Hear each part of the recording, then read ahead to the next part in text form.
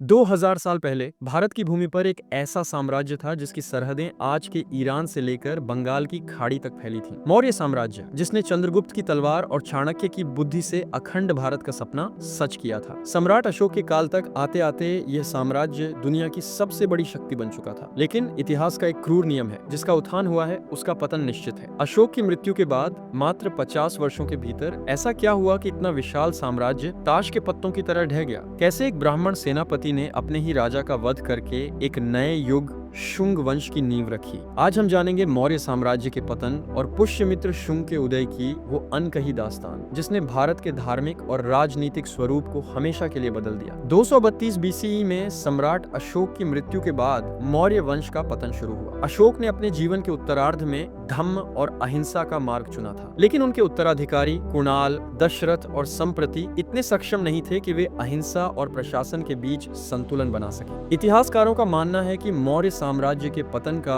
एक बड़ा कारण केंद्रीय सत्ता का कमजोर होना था। अशोक के बाद कोई ऐसा राजा नहीं हुआ जो तक्षशिला से लेकर पाटलिपुत्र तक फैले इस विशाल भूखंड को एक सूत्र में पिरो सके। दूर दराज के प्रांतों के गवर्नर प्रांतपति खुद को स्वतंत्र घोषित करने लगे थे। विशाल सेना और विशाल नौकरशाही को बनाए रखने के लिए मौर्यों को भारी धन की आवश्यकता थी। अशोक द्वारा बौद्ध विहारों को दिए गए भारी दान और सेना पर होने वाले खर्च ने राजकोष को खाली कर दिया था। सिक्कों की क्वालिटी गिरने लगी थी और टैक्स का बोझ आम जनता पर बढ़ने लगा। प्रशासन में भ्रष्टाचार व्याप्त हो गया। इसी बीच उत्तर पश्चिम सीमाओं से यवन आक्रमणों का खतरा फिर से मंडराने लगा था। मौर्य सेना, जो कभी अजेय मानी जाती थी, अब नेतृत्व की कमी और अनुशासनहीनता का शिकार हो रही थी। इसी अराजकता के बीच उदय होता है एक व्यक्तित्व का, पुष्यमित्र शुंग। पुष्यमित्र मौर्य सेना का सेनानी यानी कमांडर इन चीफ था। वह एक कट्टर ब्राह्मण था और उसे उस समय के मौर्य राजा बृहद्रथ की नीतियां पसंद नहीं आ रही थी। पुष्यमित्र का मानना था कि अहिंसा की नीति ने भारत की सुरक्षा को खतरे में डाल दिया है। यूनानी आक्रांता भारत की सीमाओं के अंदर घुस रहे थे और राजा बृहद्रथ केवल बौद्ध शांति के उपदेशों में व्यस्त था।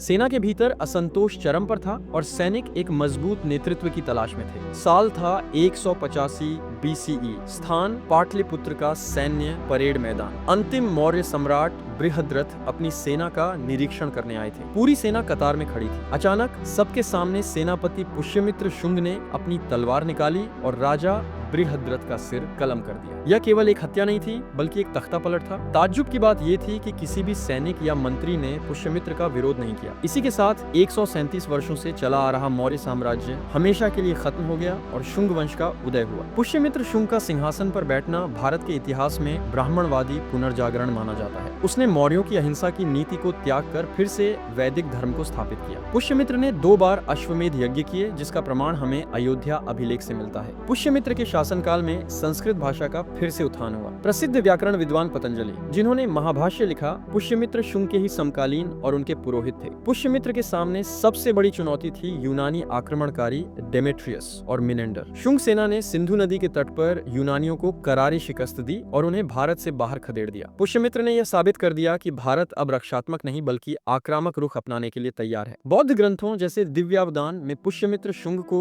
बौद्ध धर्म का शत्रु बताया गया है। कहा जाता है कि उसने बौद्ध भिक्षुओं पर अत्याचार किए, लेकिन कई इतिहासकार इससे सहमत नहीं हैं, क्योंकि शुंग काल में ही भरूच स्तूप का निर्माण हुआ और सांची स्तूप की वेदिकाएं पत्थर की बनाई गईं। अगर वह कट्टर दुश्मन होता तो इन स्मारकों का विस्तार नहीं होता। संभवतः उसकी दुश्मनी उन बौद्ध भिक्षुओं से थी जो राजनीतिक षड्यंत्रों में शामिल थे। पुष्यमित्र शुंग ने 36 वर्षों तक शासन किया। उसने बिखरते हुए भारत को एक बार फिर से सुरक्षा और सांस्कृतिक पहचान दी। शुंग वंश ने कला और वास्तुकला को भी बढ़ावा दिया, जिसे हम आज भी सांची और भरहुत की कलाकृतियों में देख सकते हैं। मौर्य साम्राज्य का पतन हमें सिखाता है कि कोई भी साम्राज्य चाहे कितना भी महान क्यों न हो, यदि उसका नेतृत्व कमजोर हो और वह अपनी सुरक्षा की अनदेखी करे तो उसका अंत निश्चित है। पुष्यमित्र शुंग ने इतिहास की धारा को मोड़ दिया और भारत को एक बार फिर से उसके वैदिक जड़ों की ओर ले गया। तो ये थी कहानी मौर्यों के सूर्यास्त और शुंगों के सूर्योदय की। आपको ये वीडियो कैसा लगा कमेंट्स में जरूर बताएं, और अगर अच्छा लगा हो तो लाइक और सब्सक्राइब जरूर करें। धन्यवाद।